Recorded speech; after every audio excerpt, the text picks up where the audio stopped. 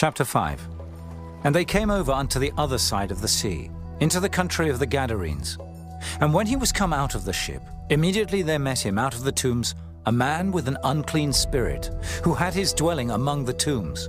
And no man could bind him, no, not with chains, because that he had been often bound with fetters and chains, and the chains had been plucked asunder by him, and the fetters broken in pieces. Neither could any man tame him. And always, night and day, he was in the mountains and in the tombs, crying and cutting himself with stones.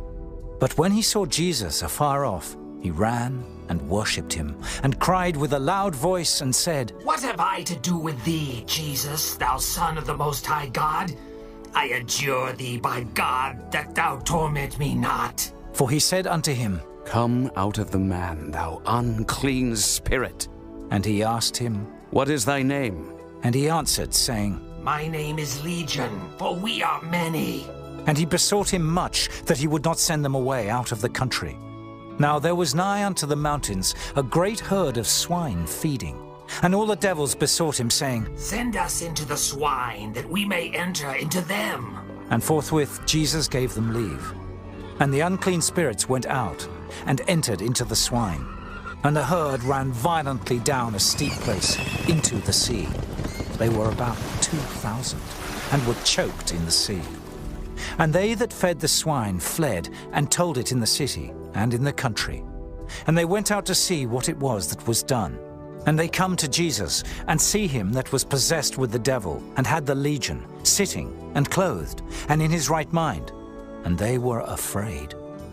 And they that saw it told them how it befell to him that was possessed with the devil, and also concerning the swine. And they began to pray him to depart out of their coasts. And when he was come into the ship, he that had been possessed with the devil prayed him that he might be with him. Howbeit Jesus suffered him not, but saith unto him, Go home to thy friends, and tell them how great things the Lord hath done for thee, and hath had compassion on thee. And he departed, and began to publish in Decapolis how great things Jesus had done for him. And all men did marvel.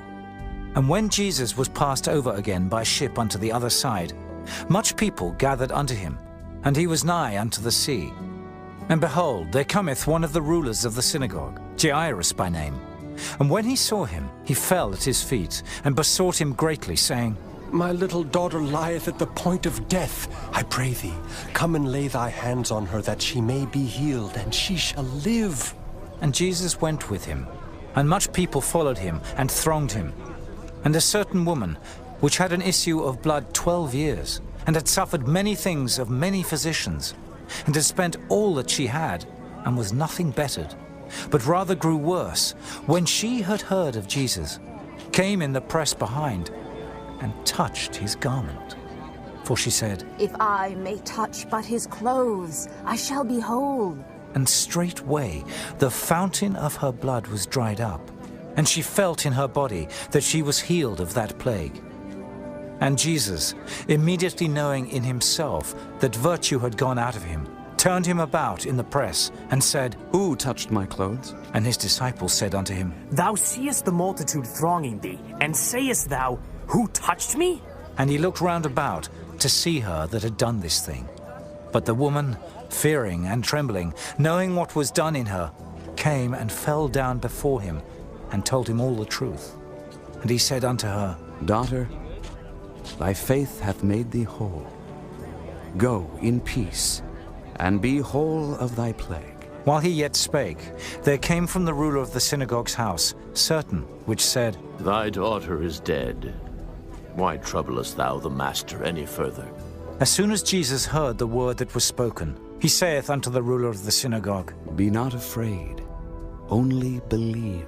And he suffered no man to follow him, save Peter and James and John the brother of James.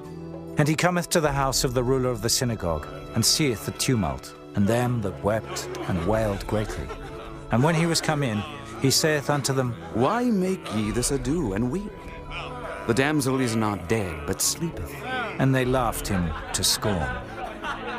But when he had put them all out, he taketh the father and the mother of the damsel, and them that were with him, and entereth in where the damsel was lying. And he took the damsel by the hand, and said unto her, Talitha cumi, which is, being interpreted, Damsel, I say unto thee, arise. And straightway the damsel arose and walked. For she was of the age of 12 years, and they were astonished with a great astonishment. And he charged them straitly that no man should know it, and commanded that something should be given her to eat.